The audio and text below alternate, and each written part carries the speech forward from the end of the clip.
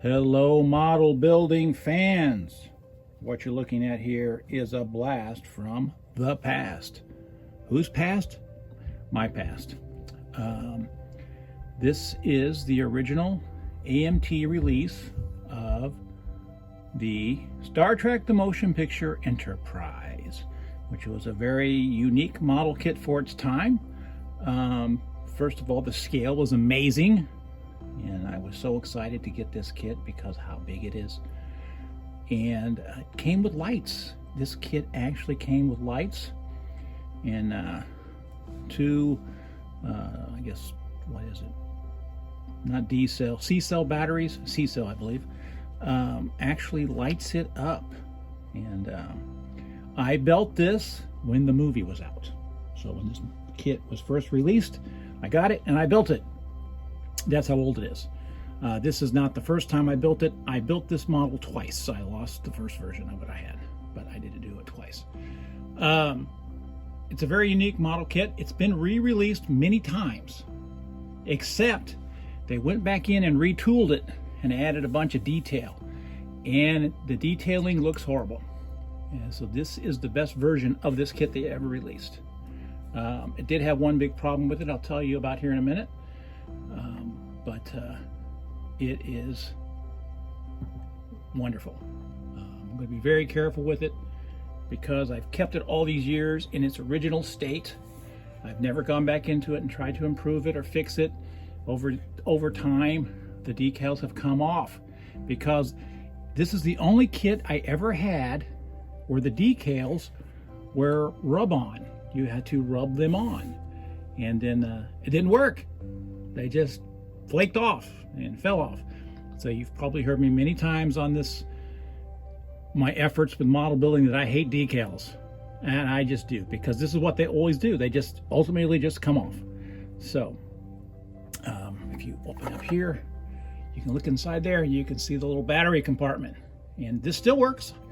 I tested it out, and it's amazing. I'm showing you this today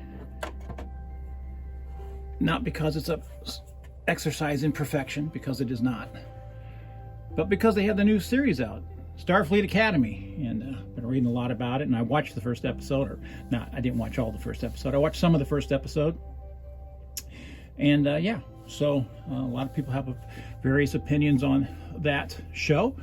You can look that up on your own, but I love this because this is my Star Trek.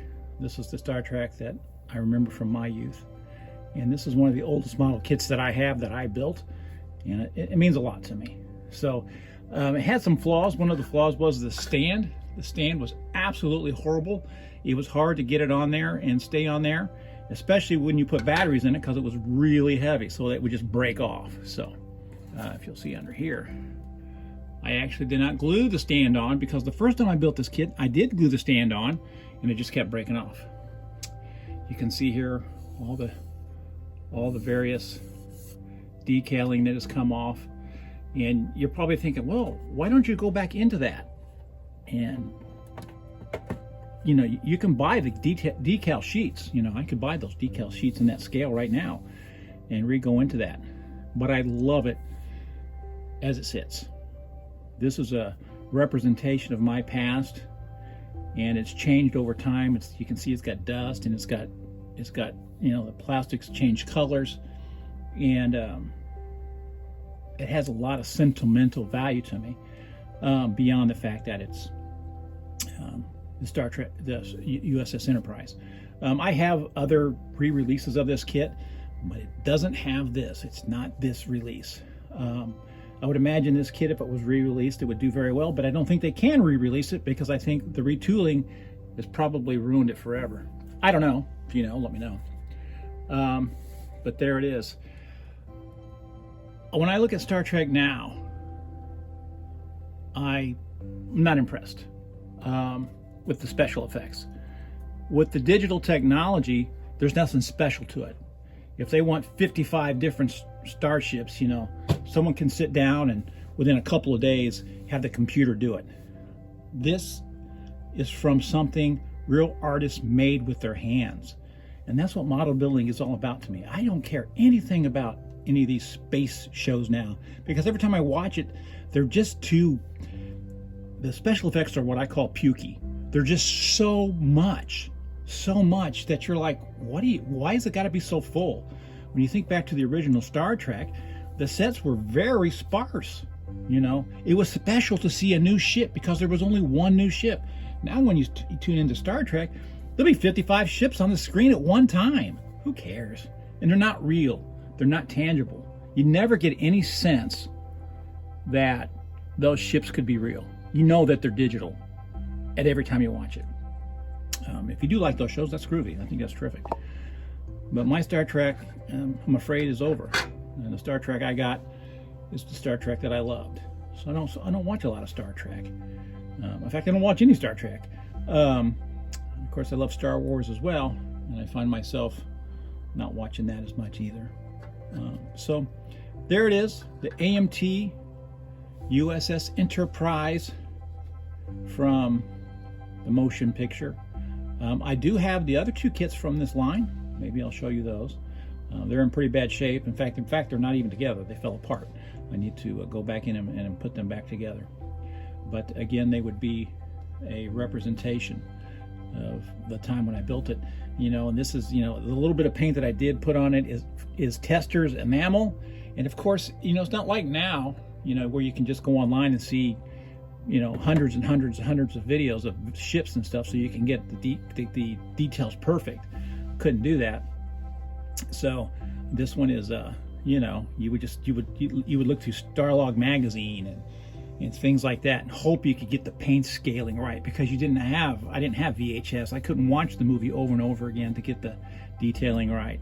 And there's a lot of detail on the Star Trek, the motion picture Enterprise. And if you've ever seen the real one that they used in the film, it is just magnificent. And it's just a shame that art is lost, that there are not model builders building these things anymore, that now it's just some kind of rendering in the computer. And of course with AI, it's going to get even worse. Now it won't even be people. You'll just go in there and over your lunch hour have 50 new, you know, starships created, you know, while you're having a cup of coffee down in the commissary. You know, your computer's going to be doing it all. So this is a model kit from a better time. I hope you like looking at it. Hope you have a sense of the value of it. One of my favorite YouTube channels is Throttle Power, and he often goes to various modeling shows and car shows and things like that. And there's always hundreds of model kits, mostly cars, in plastic bags under a table in a tub. And I always wonder about who built those models. What did those models mean to people? You know, for a brief time in my life, this model has been special, and it means something to me beyond what it is. And one day when I'm gone, which, well, probably won't be that far from now, the thing that made this model kit special will be lost.